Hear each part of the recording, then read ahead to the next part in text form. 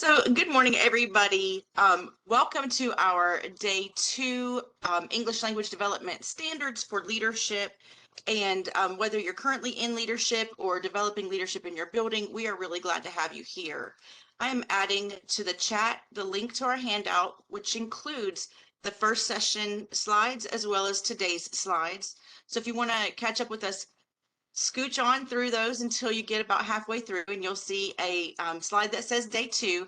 But we wanted to make sure, just in case we had people, and we do, who didn't get to join us for the first session, that you were able to go back and see what you missed. And we were just talking about that. There is indeed a recording, and we will find a way to get that disseminated to all of you. Yes, we will. And I am Lainey Simpson. I'm the English Learner Director in Burke County Public Schools.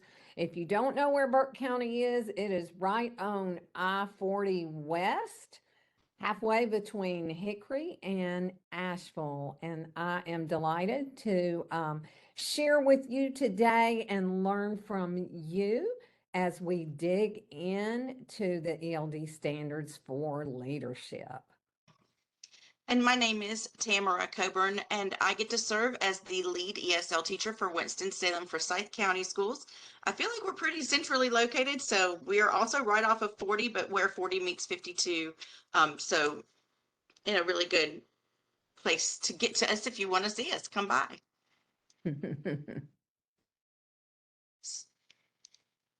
So today we will explore our multilingual learner data outcomes within the North Carolina accountability model and within the ESL long-term goals. And really today we're focusing on the long-term goals. And Lanny, you want to take the next one?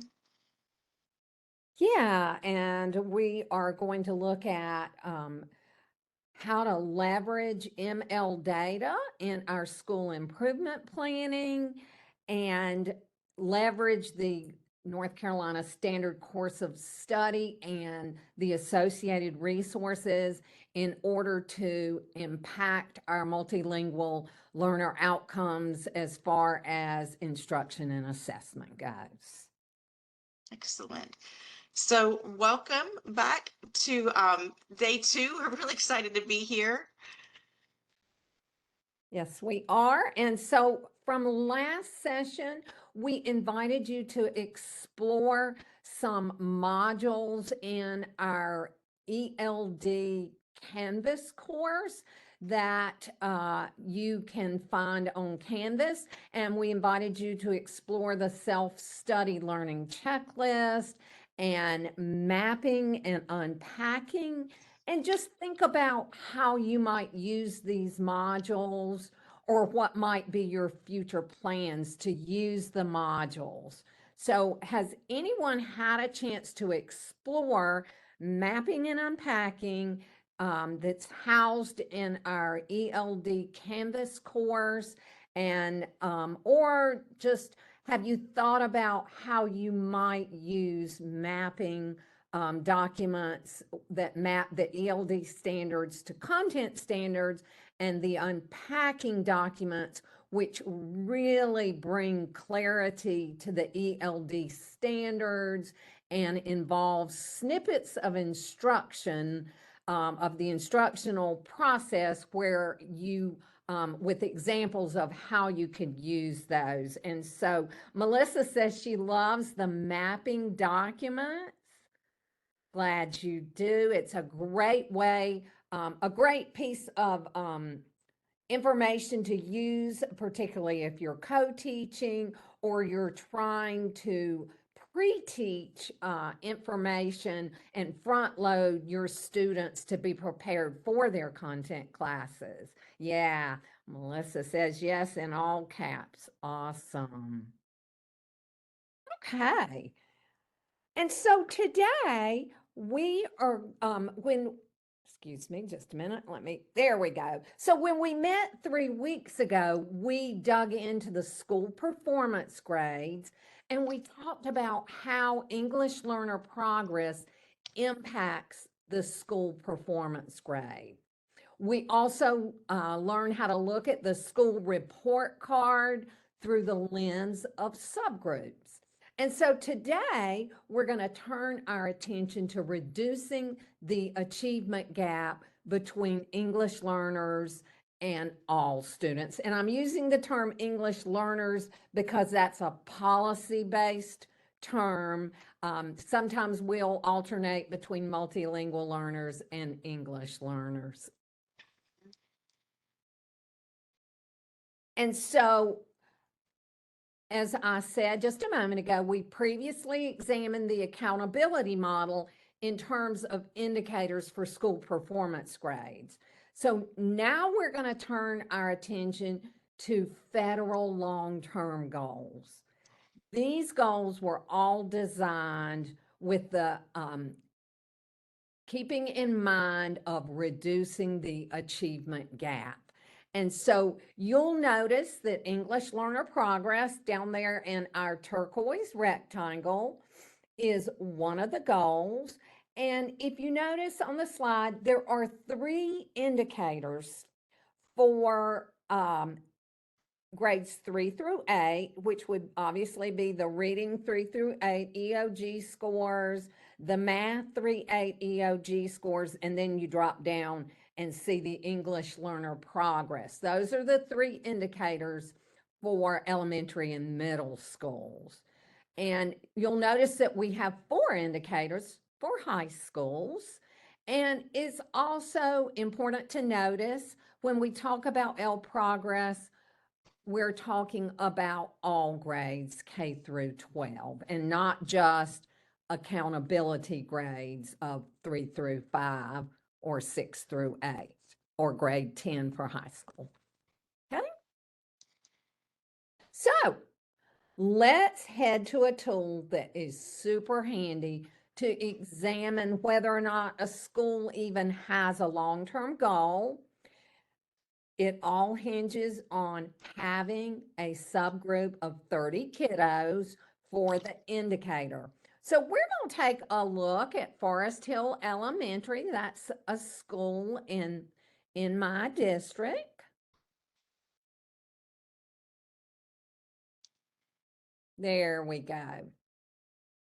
So when you look at the slide that we have for Forest Hill, and this is the indicator of ELD progress, you can see that there is a baseline year. And for ELD progress, it was 2016-17. And there is a 10-year improvement cycle. So you can see the expectation or the goal for each successive year to meet ELD progress, and that's the percentage of students who are expected to meet ELD progress.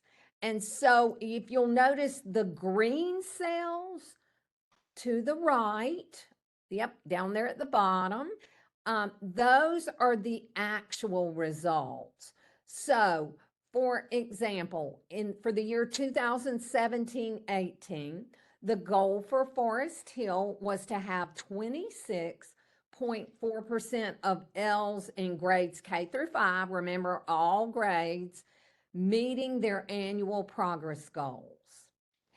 And so if it's highlighted in green, it's because we actually met or exceeded that goal for that year. And you can see why I picked Forest Hill, because they're doing well. And you'll see that they have green highlights for the years that they met their goals. And so how do we determine that a student meets their goals? And it's the exact same table as used for ELD progress in the school performance grade. Okay. And there is our table. Okay. And so the question is, did my student meet their annual goal? If yes, they're considered proficient and they're added to the numerator. The denominator is simply all students who have 2 access scores or should have had to access scores. And so for in an elementary school, it would be all grades, grades K through 5.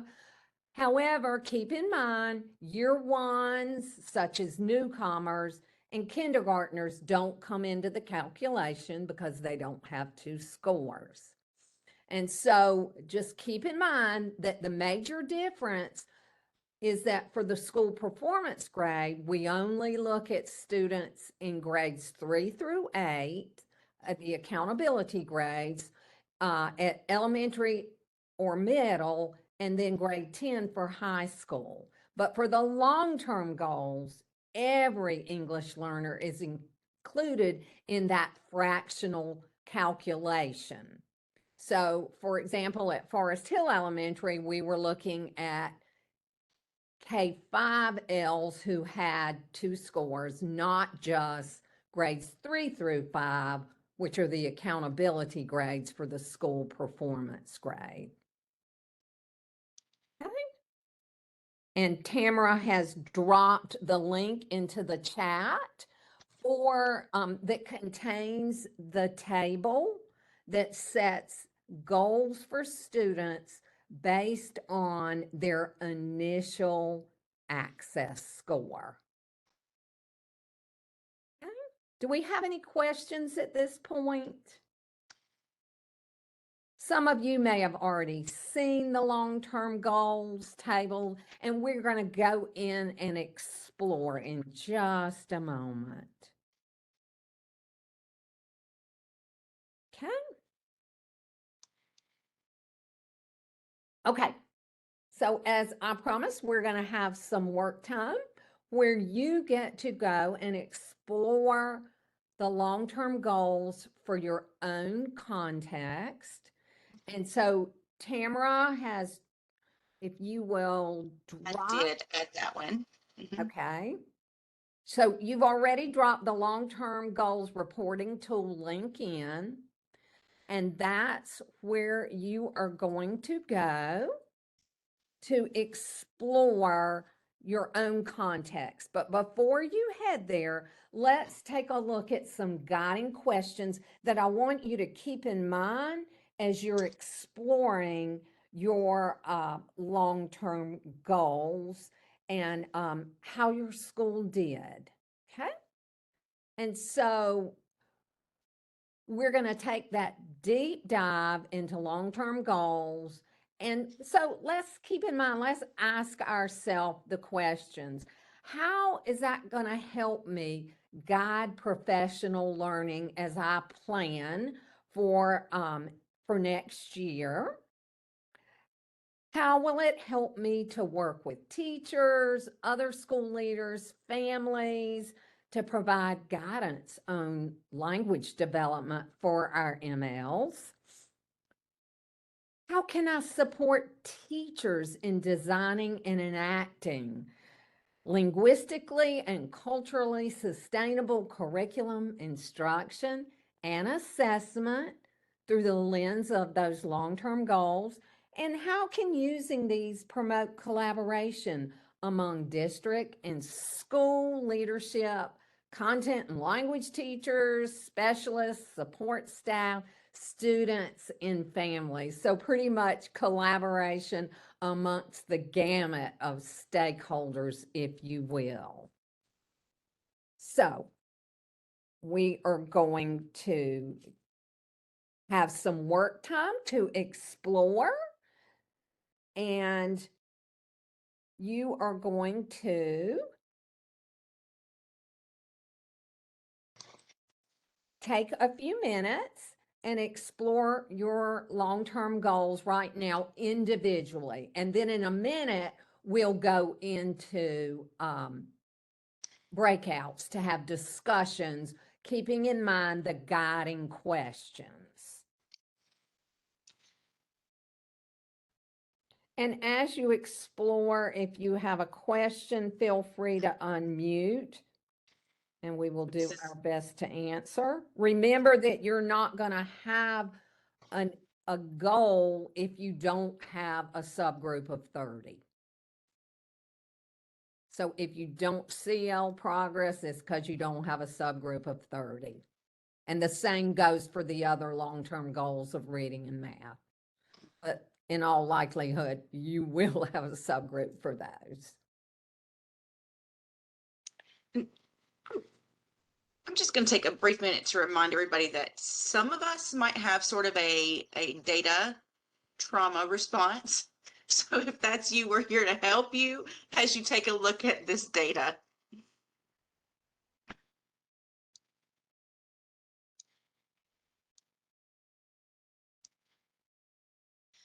Laney, can we take them through one more time? If we go Yeah, let me, back here well, I'll and tell you what, Tamara, want to do a guided tour?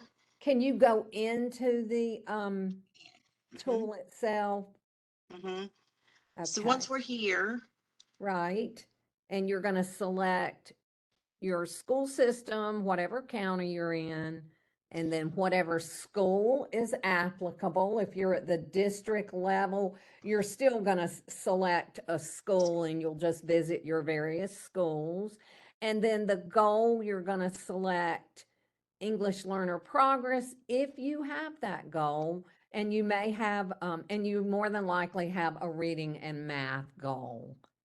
all right. So I don't know if you want me to go ahead and show this. Anybody that is from Forest Park, I can click into it or you can click into it yourself.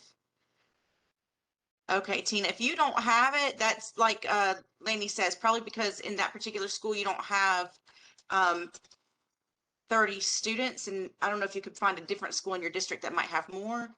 Um, Right. and if not, And you don't, and remember, you gotta have two scores, so you have to, it's gonna exclude kindergartners unless they're repeaters, and it's gonna exclude year one newcomers as well, because they don't have two scores, so.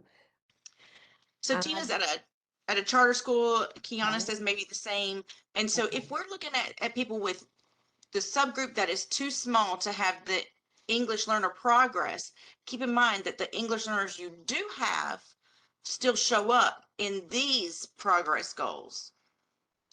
So just to make that connection, right? English learners are a part of all of the goals. Exactly. Lindsay, I don't know. Lindsay's question is, what if the population isn't too small, but there is no data? Well, remember, you've got to subtract your kindergartners and you've got to subtract your year one kiddos. So and you will not have and sometimes you'll go in and out of having 30 or more students and not, like if you're close. So some years you may have it and some years you may not. I am mostly high school. I have a really small number. I'm just looking at my other goals. That's very appropriate. And for those of you who did not join us last time, your school report card grade is what we looked at last time, and we looked at L progress. And that is reported if you have 10, a minimum of 10 students. So if you're not seeing the long-term goal, you would more than likely see the L progress in terms of the school performance grade, because you'll see that if you have a minimum of 10 students. And if we have time at the end of the session, we'll double back to the school report card grades that we covered last session. Right. Okay. We want to make sure you have time to do any pre-thinking before we put you into No, this is workout not, groups. oh, I'm sorry, Tamara. Go ahead. Lindsay's asking, maybe I missed, this is only applicable to elementary. No, it's not. It's applicable to all schools. In all grades, as long as they have that subgroup. Yeah. Right. Okay. Is there anything we'd like to clarify together before we send you to breakout groups? We gave you a daunting first step today. Okay. So Okay. So keeping in mind our guiding questions, we're going to put you guys into breakout rooms. Okay. So if you can, now we are to the point where we would love for you to either unmute or put in the chat something that you learned from your colleagues' reflections or your own reflection. and we do love to hear your voices. Go ahead, Naomi. I'm going to carry the conversation on that I had with her actually was, it's not completely related to the goals, but one of our questions was, is that with the long-term ML students, especially when they get to high school, that it's extremely hard to get them to exit out. And one of the things that we were wondering is if possible they have other criteria besides the access test, because some of our students are like in honors classes or on president's lists, and they are obviously showing that they can handle a higher level of language in a class, but yet they just are unable to exit out of access. And so we're just wondering if possible in the future, there could be other criteria that we could consider, such as a student is successful in their honor classes on the EOCs, and those could be looked at for those long-term learners that just for whatever reason are unable to exit out. Absolutely. Naomi, that is a topic I'm working on in my dissertation currently. And I am addressing the need for redesigning that the policy-based table for secondary English learners, because as you have already brought to the discussion and many others who serve at the secondary level, it is extraordinarily difficult to make that amount of growth. And research tells us that growth slows with the progression of grades, older kids, and it also slows the higher you go, language acquisition progress slows. And that's normal. That is a typical, those are typical features of language acquisition. And I'm sure you guys see this every day in your practice. So it's a continuing conversation that we hope to have with our colleagues and our in NCDPI in advocating for our kiddos. And at the same time, we continue to roll up our sleeves and work as hard as we can to get our kids over the hump.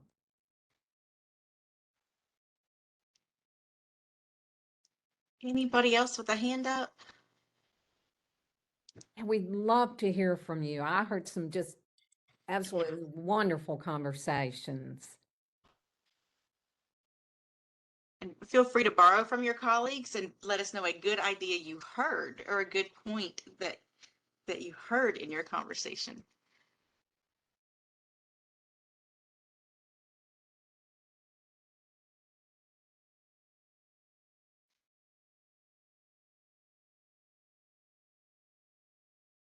This is our wait time, think time. We haven't frozen.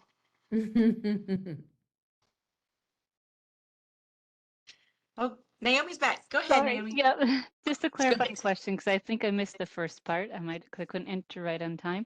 Is that when it's showing that green, that means that they met their progress. But are we really trying to look for a percentage that's close to 100, or are we just supposed to be showing that we are getting green and that we are meeting the progress? You want to meet the goal. So the percentage to the left of that green box is the actual goal, and you have 10 years.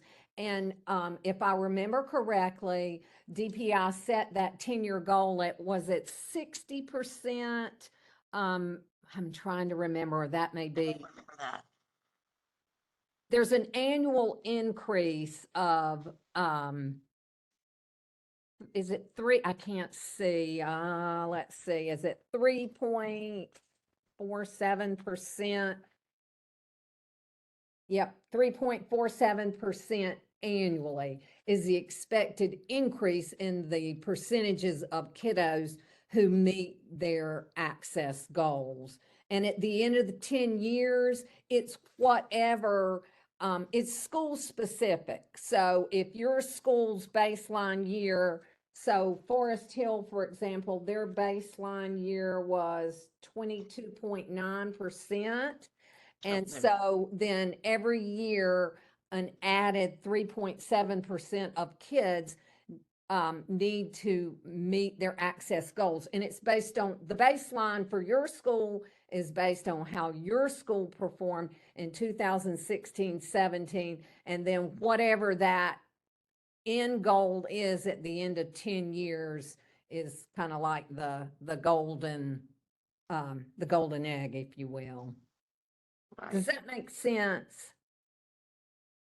And again, this is, Yeah. and I'm just noticing, looking at it, Lanny, that again, like, just because you got 53.7 doesn't mean the next goal just adds that 3.47 on it, Right. right? It's It's static. it's the goal that was originally based. Yes. All right. Michael is asking, Airplane. increasing AI technology into our school systems, and that this could be helpful with language models. You know, Michael, I have heard something in our district about AI, but it was brief. I'm not sure that I could tell you what I heard. Um, uh, but I think Marty Creech is doing something with it. So maybe something on our end, but statewide, Ivana, Marshall, have you heard anything about AI? No, I haven't. Okay. Yeah, I was wondering if there's been any talk about that at like state or district levels, especially with MLs, with some of the large language models, how that could really save a lot of time for a lot of people. Yeah. I Work agree with you. smarter, not harder. That's right. All right. We do have time if there's more conversation about the data piece before we get into these instructional resources. Well, I have something that I was going to share from our team too, is I noticed that we don't have any data for the years 2019, 20, and then 2021. And we all know with COVID, that really Right. threw a wrench in everything. And so like these kids that are being tested at third, fourth grade, those are the kids that missed out on so much because of COVID. So that's another hurdle that we have to deal with as ESL teachers, is to try to get our kids caught up. So not only are we dealing with the language that we need to work with them on, but also just the instruction piece. So that really affects our data. Exactly. The learning loss, it's kind of like we're all SIFE students now, students with interrupted formal education. It's not just kids coming from other countries who've been out of school. So yeah, that learning loss has definitely loomed large for all of us. What type of plans do you all have in place in your district, Beryl, for learning loss? I mean, as far as my school, we do a lot of phonics instruction. We have a phonics for reading program that we do every morning. And then we have 5 ESL teachers at our school because we have a big ML population. So we do a lot of one-on-one, small group instruction. We're also pushing it into some classes and helping in that. And then also at the beginning of the school year, we did training for teachers and really taught them a lot about the PSYOP strategies that they could implement in their classroom. Nice, nice. And are y'all doing any kind of remediation after school or? They are starting an after-school tutoring program, actually starting this week. So we're pushing that too. Nice.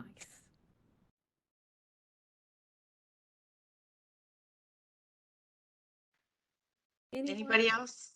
I don't want to cut anybody off who has a burning desire to join this conversation out loud or in the chat.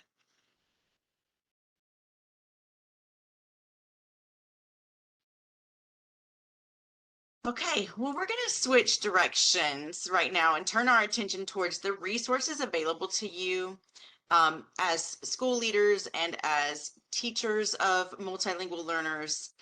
And so you'll be able to locate these resources by following the bit.ly on your screen. And I'm also going to post the extended link, the direct link.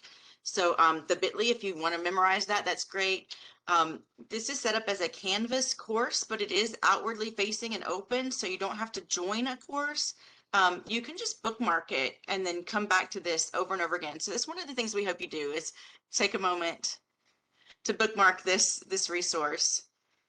And one of our objectives for these 3 sessions is that you and other multilingual learner stakeholders will be able to access these English language development standards-based resources to assist with planning, instruction, professional learning, designed to support effective teacher and principal preparation and meet the diverse needs of our multilingual learners.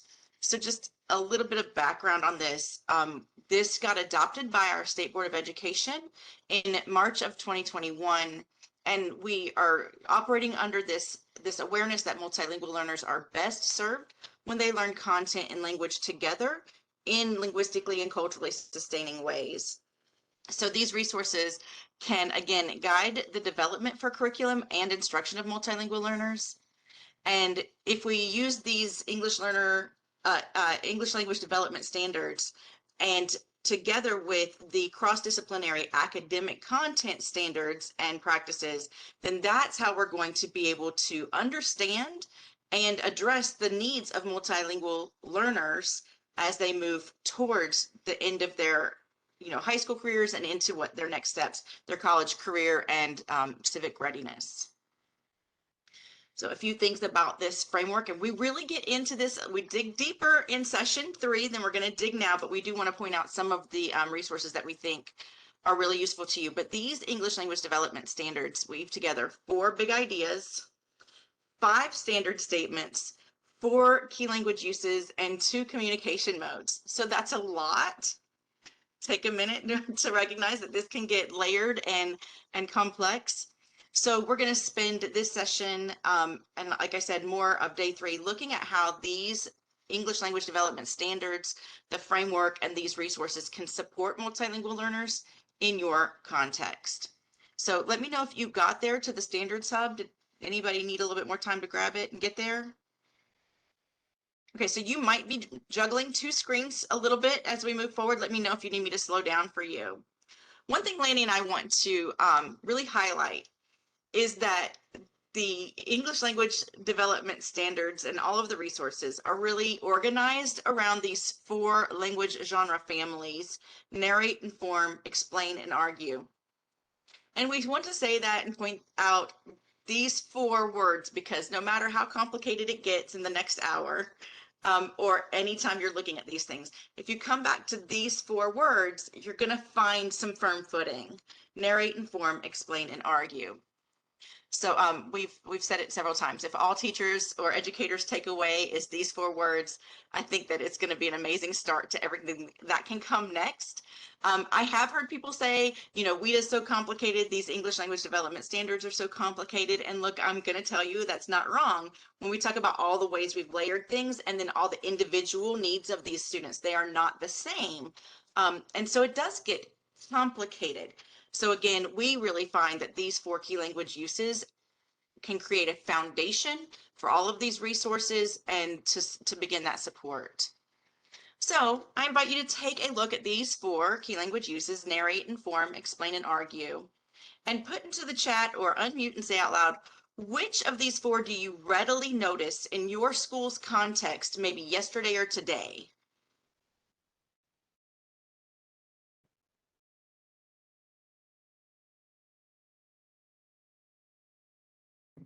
Narrate and inform, explain. Keep going.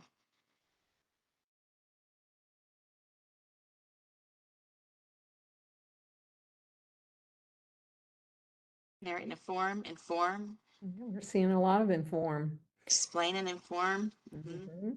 narrate and inform. You guys must be mostly elementary teachers. I know. I knew this group from Forest Park is elementary. Yeah. Explain. Hmm. But we did have somebody that said, Naomi said high school. So let's see if we get there. Inform and explain. Uh-huh. Readily available. Okay, great. Are there any of these four that you can name that are not important to the teaching and learning work that happens at your school or in your context?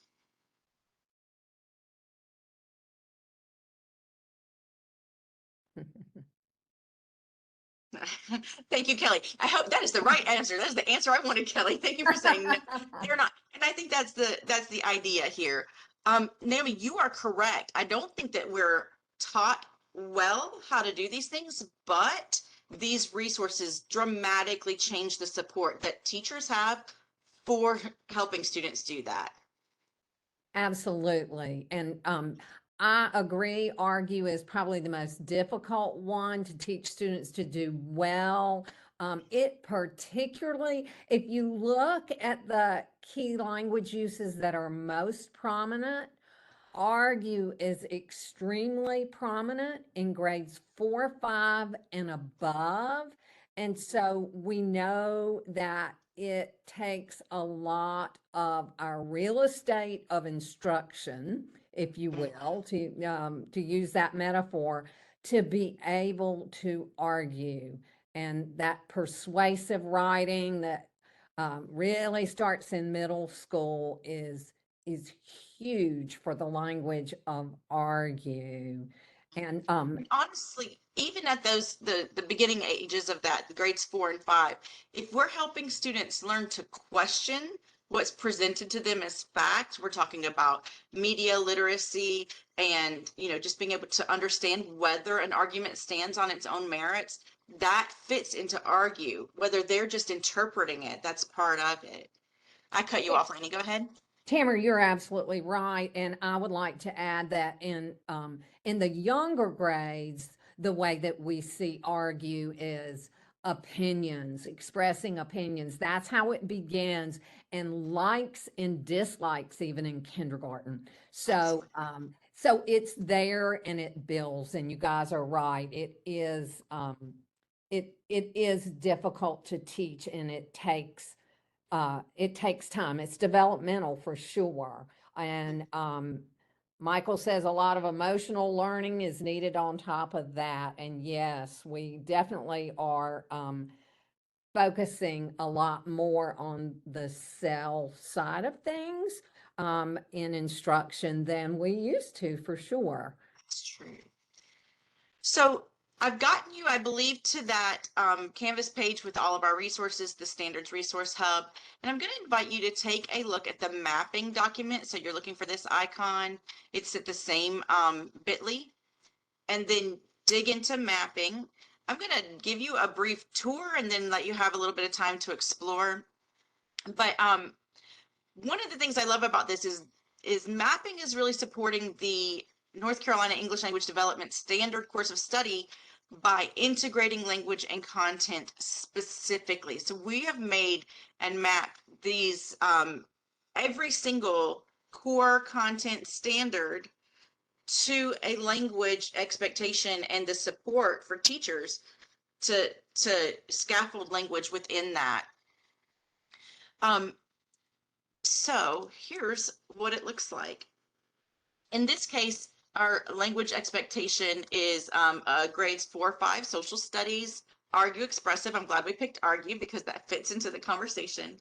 And we want multilingual learners to construct social studies arguments that introduce a topic.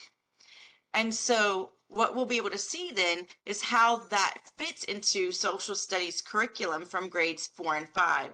Things such as introducing topics as values, as beliefs and roles, and how even geographic factors and features fit into things.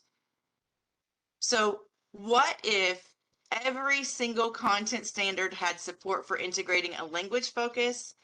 Would that help you? Would that help your colleagues? Yeah. All right. So that is exactly where we are. I want to give you just a minute to get into your favorite one. So when you go, let's see if I can get here. When you go into the Standards Hub and you hit mapping, you're going to see that you have some choices. So take maybe 3 minutes to explore that. And again, if you are feeling overloaded, I invite you to just come back and center yourself on the 4 key language uses: narrate, inform, explain, and argue.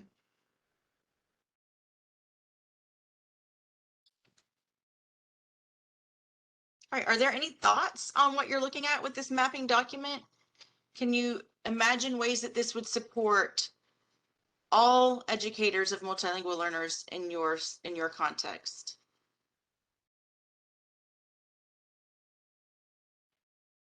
Fantastic. Beryl, thank you for saving them and holding on to them. I think that's great. Well, and I if mean, we plan with classroom teachers, which would be awesome to do, this closes the gap where they're like, well, we don't know what you're doing in ESL. And how how do the WIDA standards relate to me and my standards, which we get that all the time. It's a battle we're constantly fighting with them to see that they do go together. yes. Perfect. I mean, really, I kind of agree with you. Just being able to say, look, every single one of your standards is mapped to language, and this is it. Let me show you. I think that's great. Anybody else? Ashley, we'd love to hear from you. I think it's important. One thing that we have are some sheltered classes. And so this will really be interesting and helpful for our teachers of both the classroom, the regular academic classroom, as well as our ML classes. Both of them can really work and determine what the students are needing to know and what the goal is. Because I have had a lot of questions of like, where are they and what exactly should we be working on, and so they know their curriculum. It is just different whenever we have the amount of especially newcomers that we have that we're trying to assist in the regular academic classrooms. Yes, absolutely. I love that I'm hearing both Ashley and Beryl talk about how this becomes a collaborative tool. It's engaging the conversations that we either are having or need to be having and might be struggling through between content instructors or teachers and English language development teachers and specialists. Exactly, Tamara. And it also provides a level of credibility for our standards when teachers see how our standards are mapped to theirs and the language development that is needed to meet their content demands. Right. Absolutely. And, in this slide, we're showing just one of the English language development language expectations with one of the particular features. But these social studies get mapped to several different pieces of how we construct social studies arguments. Like they are repeated in different pieces of language. So it's not just introducing the topic. There's more that we can do to support that language as well. Anybody else? All right, so we've mentioned that having this information is useful for this collaboration between content and English language development, and that could be useful in these conversations. So what if we go one step further and unpack these language expectations that are found in the North Carolina English Language Development Standards? And let me just get this back where we want it. There we go. So what the English language development support team did was analyze each piece of the language expectations to provide clarification, language functions, and most significantly, an in the classroom example and a sample language objective. So we're going to take a closer look here. And I know you can't read this, so we're not trying to read it right now. We're just going to be looking at the pieces and the headings. So right up here, I have an example of an entire language expectation, and that includes these bulleted points. So one of these is a whole language expectation. We're going to show you this more specifically next week. We just want to get you into some of the support documents right now. On the skills side, you're going to see that we have a clarification and unpacked language functions. That tells you things that need to be defined or identified in order to get this part done. And the part that thrills me beyond anything is this part right here, where we have an in the classroom example and a sample language objective. So let's take a closer look at that. So this is what the in the classroom might look like. And I'll give you a few minutes to just read this particular example.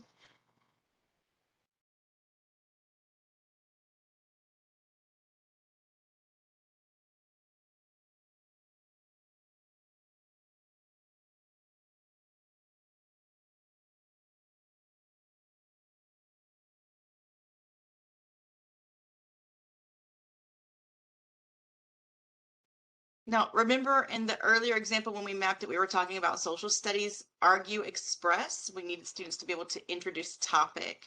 And this one we're looking at is argue, interpret. But I just want to point out, does this get our students closer to being able to meet those social studies standards with this level of language support?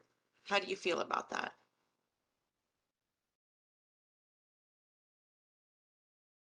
Any thoughts? For the students that we have, like I said, we have an abundance of newcomers at my school.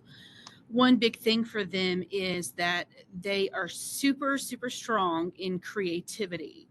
So whenever you include things like this, where they can listen to a podcast and they can visually see things, and then you're creating an anchor chart, all of those are visual elements, but also using their creativity to, to help to put out in their ideas on this anchor chart. So that really helps, kind of ignite their learning whenever they're able to see something besides just paper, pencil, fill in the blank notes. This will be very helpful to them.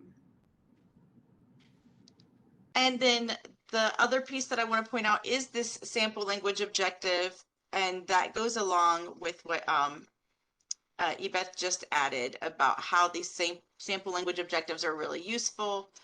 And Ashley, Lori's also adding into the chat to say exactly what you said, that the modeling is really useful. If you've ever heard of or been trained in SIOP, the Sheltered Instruction Observational Protocol, we've already had mention of it in the meeting today, you know how important language objectives are. And you might also have a sense of how intimidating some teachers have found language objectives, or at least the process of writing them. So I ask you again, would your teachers and colleagues find sample language objectives like these already written out and mapped to content standards useful for supporting language in their classrooms? Yes. Okay. Thank you for the thumbs up, Michael. I appreciate that. Yeah. And some yeses in the chat. Great. So again, these resources are supported by the 4 key language uses. And I want to show you the portfolio. So Lanny, you want to take us through this Yeah. amazing tool? And so I'm going to drop the link into the chat that will take you to these portfolios, and we'll visit them in just a minute. And we covered this formative assessment tool last time when we met with you all who were with us last time. And it's a portfolio guide organized by the 4 key language uses. So if you notice in the pinkish purple line, it's narrate, light blue is inform, yellow is explain, and green is argue. And listed underneath those 4 key language uses are typical instructional tasks that fall under each language genre. And these are instructional tasks. Like, for example, this particular example is a 6-8 document. So if you are a middle school teacher, these are tasks that will ring true for you as you teach your students. And this is not a static document. You can always add a line and add whatever instructional task that you are doing with your students that fall under a particular key language use.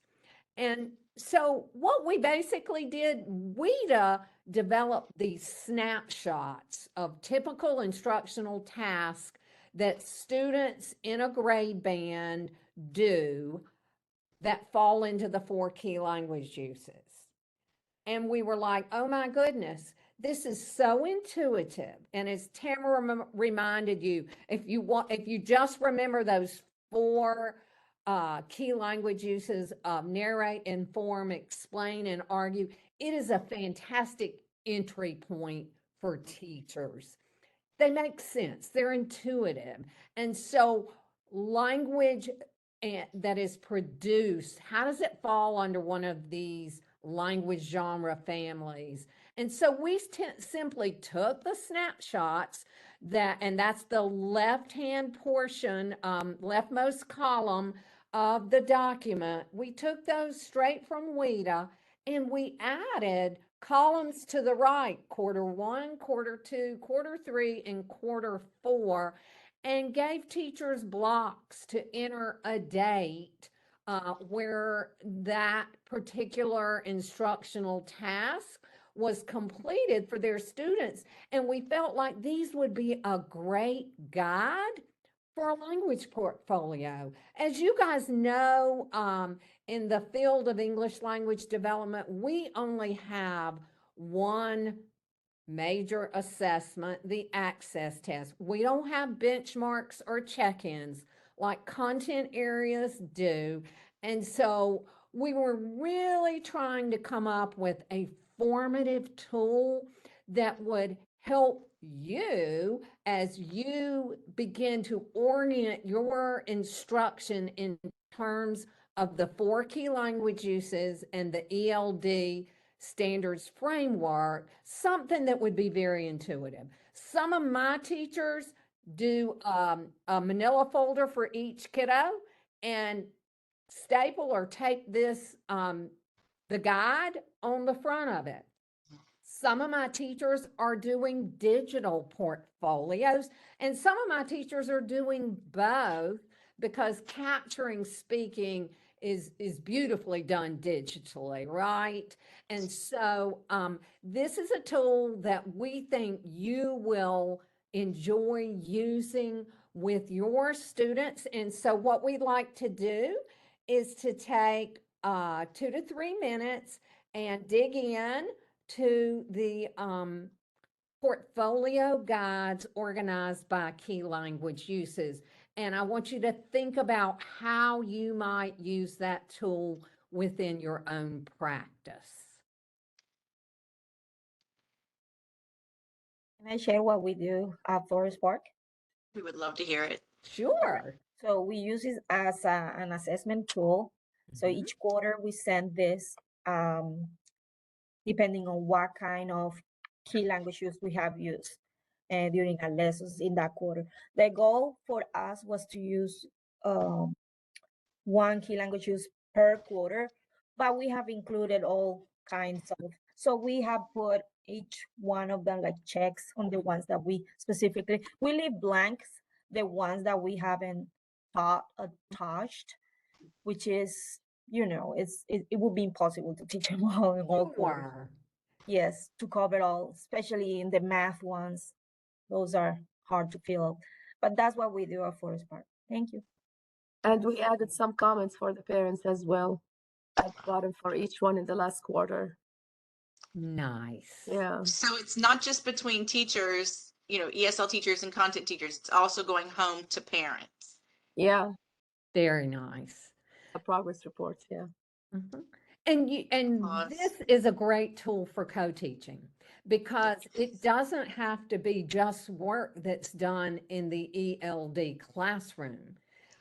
Your kids are accessing narrate, inform, explain, and argue in many different classrooms. And so this is a great tool to collaborate with your content area teachers, even if you're not co-teaching.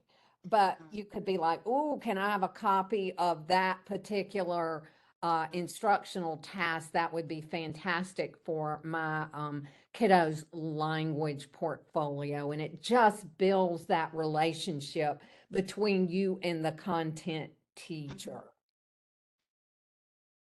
And one thing I did with my teachers is we set a goal of collecting at least 2 pieces of or 2 artifacts for each content for each key language use across the year, because this is our first year using that, and we're just trying to dip our toes into the water. And I will share with you that some of my teachers keep the black and white marbled composition book, and so they're just writing an N at the top of the page for narrate, an I for inform, an E for explain, an A for argue. What we didn't want to do is for people to have to reinvent the wheel. We realize that students are already doing lots of instructional tasks. So it changes our view of looking at our students' work through the lens of the 4 key language uses. And then it also helps us to look forward as to what units we can plan. Another thing I like to share with you is, and I'm sure you've discovered this in your own practice, the key language uses overlap, right? They're not just singular. But one thing that WIDA teaches us in their resource guide is to look at your summative assessment for a unit, or the summative writing that you're doing for a unit, or that project you're doing for a unit. What is the overarching key language use? So something to keep in mind as you plan. Is there anyone else who'd like to share about how they would like to use this tool?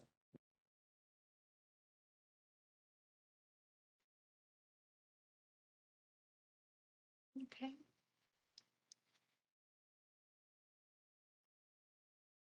Okay. So in writing our school improvement plans, as you work with your administrators, there are a couple of essential questions that you and they need to be considering. How can I leverage the long-term goals for English learner progress? And how can I use the portfolio guides organized around the 4 key language uses to assess L progress? Can you see a use for these in your school improvement plans? If you'll unmute or put in the chat your response, that would be lovely.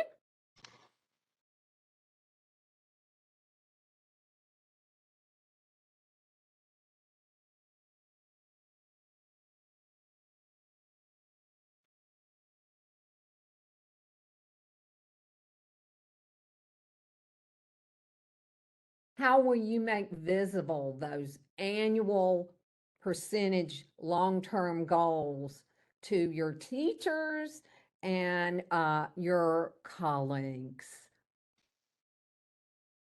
How will you make your students' language progression visible to your colleagues?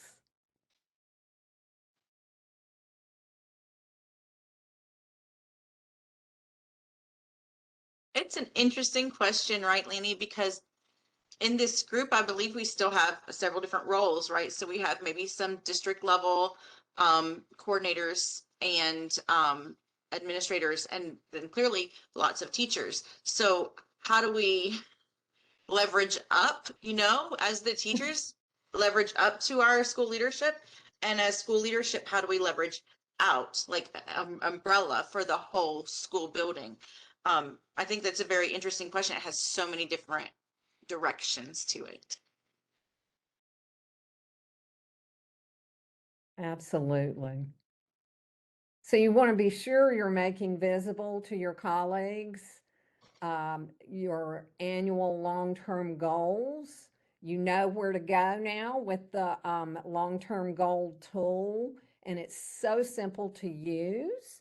And you can look ahead to the following year and share that goal with your colleagues or your administrators. And then a backwards look at the portfolio guide is a really great thing to do for student conferencing, for parent conferences, so that you can see how far your students' language development has come as nested within those 4 key language uses. And I see in the chat, let's see, Naomi says, for example, for my long-term goals, I'm noticing students were not as successful in the EOC for English. Yet the students in high school do better on the access test in reading. So to look at what is lacking for students to be successful on the EOC in English. I can start with the portfolio guides to see if the big ideas are being taught throughout the courses in English. Thank you for sharing that. That's great. Very nice.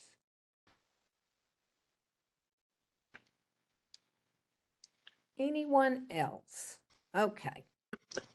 All right, Ms. Tamara. Yeah, don't let us move ahead if you want to talk, because your voices are so important to this conversation.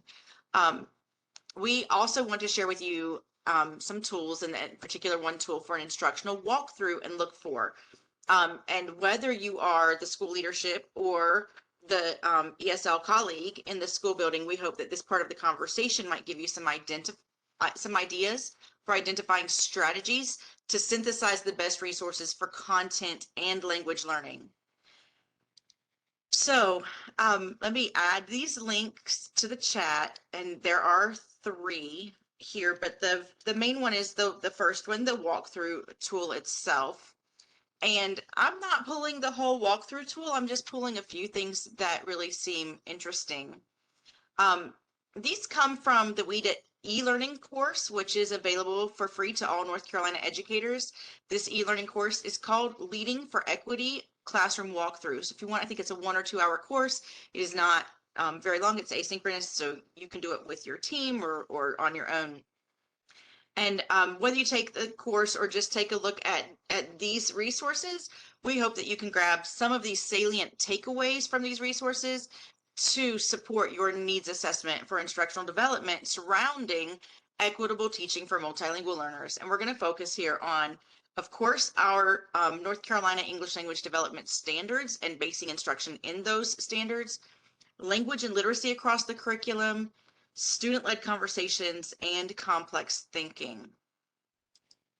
So looking at language and literacy, if you think about your access scores, you might be aware that many of our multilingual learners perform below expectations on the speaking test. Like, teachers frequently say, I know they can speak better than they scored.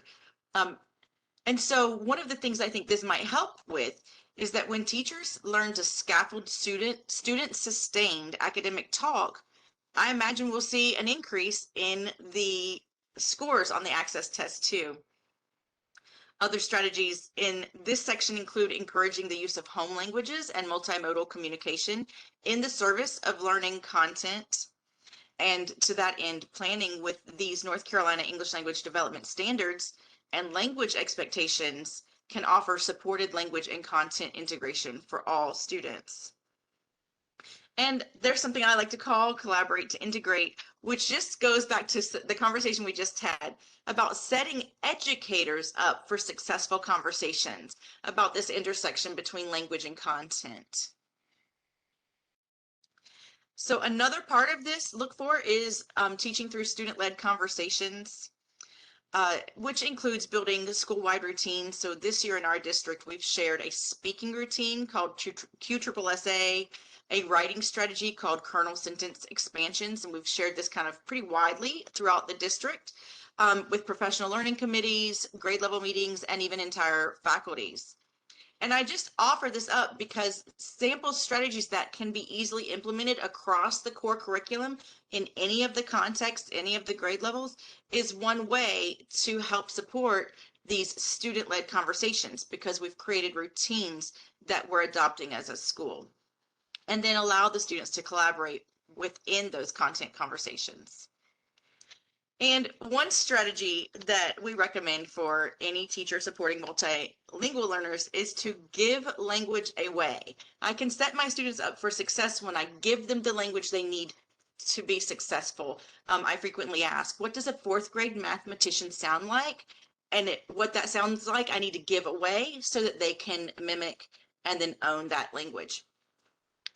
So that's the philosophy behind these key language use posters, which do come out of our district, Winston-Salem, Forsyth County Schools. The sentence stems and frames on these posters help to make these 4 key language uses visible to both teachers and students. And so we encourage you to grab this link. It takes you to the PDF that we're giving away. If you print them on 17-inch cardstock, they make quite a nice set to support not just students using these 4 key language uses, but also teachers thinking about it, planning for it, implementing it, and supporting it in their content classrooms. That's one thing that I shared with Tamara, how important I thought that their key language posters were, is that not only does it scaffold students, but it scaffolds teachers. It helps us keep in the forefront of our mind the 4 key language uses and how we talk about them. And it's a beautiful scaffold for academic language, not only for our kids, but also our teachers. Right. I think that it's really just a great assets-based philosophy to take what teachers know and leverage it into these next steps. So what we would say do for multilingual learners, I think we can do with our colleagues, and scaffolding for teachers, I think has really got to be one of those steps. So the final walkthrough look for on the resources that I shared with you very briefly takes us into complex thinking. And I find that really interesting. It's all too easy for educators to want to simplify access to content and then mistakenly shallow out the thinking required by multilingual learners. So when we keep in mind that we're scaffolding up, not down, we can support all learners, including multilingual learners, in that deep thinking and learning. So we can leverage students' current assets and language towards new thinking. We can provide open-ended tasks with opportunities to reason through multiple possible answers to promote productive struggle. And we can use the English language development standards to hold high expectations for language and complex thinking. So again, I'll just mention that free WIDA e-learning course, or the resources I added to the chat earlier, are a great step to go towards assessing what's happening in the school building and deciding where's our first step to build instructional strategies school-wide that can support language and content. So Laney, that leads us to our next leadership conversation. Okay.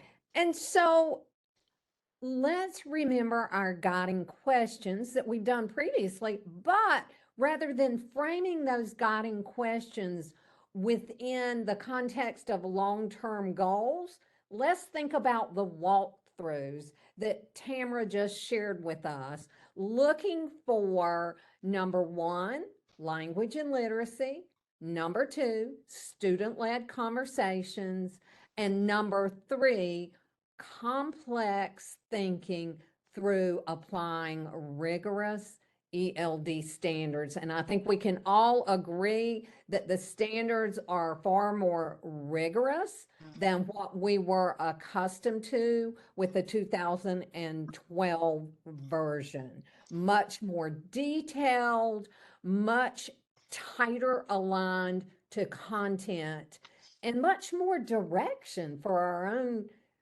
teachers and ourselves. And so how, in thinking in terms of the walkthroughs and the look fors, how would that guide professional learning going forward? How would that support teachers in designing and in enacting linguistically and culturally sustainable curriculum, instruction and assessment. And I missed my second bullet. Let me double back.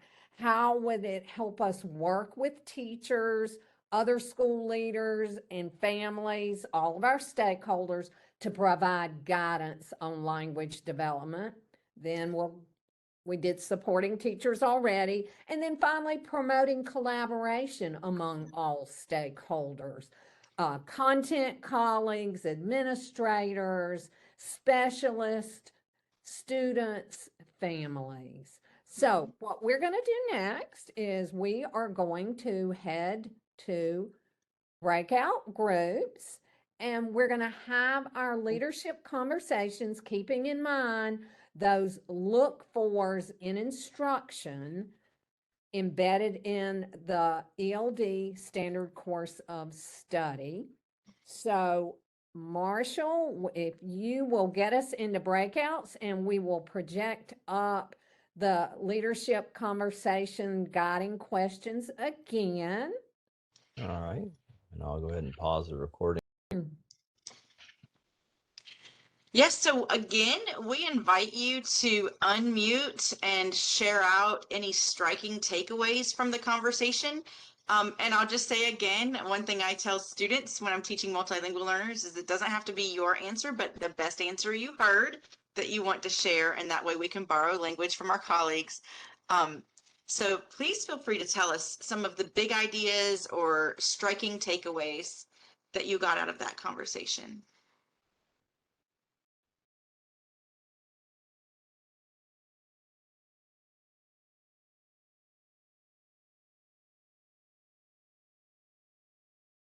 I do want to share something that I see in the chat that Lori had shared, but she has no mic and can't participate. But she said, thank you for sharing those. We printed a set for each teacher and also had it translated into Spanish. So newcomers can have a set at their desk that is in the home language. Lori, if you'd share that with us, we would all be so grateful. That is Absolutely. awesome. And I love the idea of how that's right. That's translanguaging and leveraging home language for learning the next steps of English language and for content, right? So I know how to participate and I know what I'm saying in class. Absolutely. And inclusive for families as well. What a beautiful piece to have when you are conducting parent conferences along with students. Lovely. Anybody else? Big ideas about the, let's see, we ran over several different resources, the mapping documents, the unpacking from the English language development standards and North Carolina's resources. We went over the portfolio checklist and the key language use posters as maybe parts of the walkthrough or some look fors. So any of those things strike you as something that you want to share with the whole group? I was in an interesting conversation where, and they're teachers from your district, Tamara, who said there were 5 of them on the EL team, and that was more teachers than any grade level. But they are invited to the grade level meetings, but oftentimes can't stay for the whole thing because they are so very busy. They're such a dynamic team. I just want to say that we really appreciate what's going on over at Forest Park and the way those teachers dig in and find ways, and like literally they might be elbowing their way through different kinds of red tape to get into those conversations with our classroom colleagues. And I just think that that's really, And joining the PLCs for this year was really successful. So each one of us will join the PLC, and then we will meet together separately as a team and share what we got from there, and then plan accordingly. So we try all of us to get kind of the same thing. It was really nice. I love it. And I've seen that in action. It's great. Awesome. Yeah. Michael, were you going to share something? I didn't mean to cut you off. I would say literally elbowing through our way through things sometimes when there's 5 of us pulling a bunch of kids from the same Mhm. hallway, and we're like traffic controlling Absolutely. about 10 times a day. So we get it Absolutely. done though. We invade the hallway. That's right. Well, you folks are the hub of the school, it sounds like to me, which is how it should be. Yeah. And I'll just say again how interesting this conversation is in its many directions, right? So Lanny and I did organize and plan trying to invite some school level leadership, district level leadership in to do that top down look, that umbrella look at what we could do. Um, and we recognize that who we have here on the call includes many ESL teachers who are teacher leaders within your buildings. And so we do hope that some of these tools and strategies and resources will support your efforts as you're working with your colleagues, and again as you're leveraging up towards your instructional leadership. Absolutely. These are all great advocacy tools for you to use Mhm. and to establish your credibility. That's right. Lynn, you want to close us out? Yeah. And so before next session, if you have a moment, and I'm going to drop this link into the chat, Tamara and I have developed a Canvas course called Understanding the ELD Standards. And we invite you, if you have a moment, to explore Module 6 to learn more about the proficiency level descriptors. And if you will reflect in your exploration, how might these modules or resources support your folks and your own implementation of the NCELD standard course of study. And we will get into the proficiency level descriptors as yet another tool that you can use to assess your students and to set goals for your students' language. So there's more from us, from Lanny and from me next time on May 16th. We do encourage you to return to that session. And you have on the screen and in your handouts, you have our email addresses, and we invite you to get in touch with us. If there are ways that we can support any of this implementation in your district or in your school, call on us. Thank you so much. We appreciate that. Thank you, Aw. guys.